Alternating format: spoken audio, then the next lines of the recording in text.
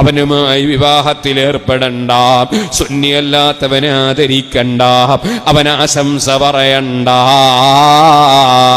അവൻ ആളുകളെ കൂട്ടിക്കൊടുക്കുന്ന പ്രവർത്തനം നടത്തണ്ട, അവന്റെ കൂടെ ആദരവ് ബഹുമാനം പ്രകടിപ്പിച്ച് ഇരിക്കണ്ട. സുന്നത്ത് ജമാഅത്തിന്റെ ആശയത്തിന് വിരുദ്ധമായുള്ള ആളുകളുടെ കൂടെ അവർക്ക് ബഹുമാനാദരവ് നൽകുന്ന വിധത്തിൽ ഇരിക്കണ്ട.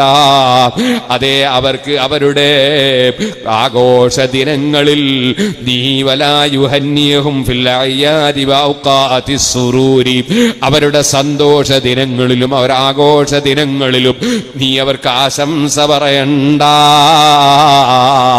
ഇതൊക്കെ മുഅ്മിനായ മനുഷ്യന്റെ കടപ്പാടാണെന്ന് മുഹീദ്ദീൻ ശൈഖ് റളിയല്ലാഹു അൻഹു പച്ചയായി വിവരിക്കുകയാണ്.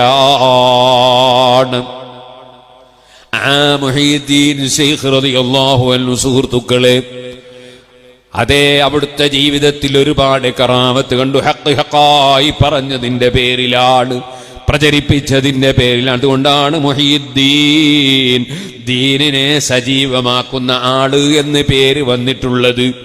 ആ മഹാനായ മുഹീദ്ദീൻ ശൈഖ് റളിയല്ലാഹു അൻഹുവിനെ പോലെ മുൻഗാമികളായ മഹാന്മാർക്ക് ഏത് കറാമത്ത് വന്നു അവരെല്ലാം ഹഖ് ഹഖായി തുറന്നു പറഞ്ഞവരാ.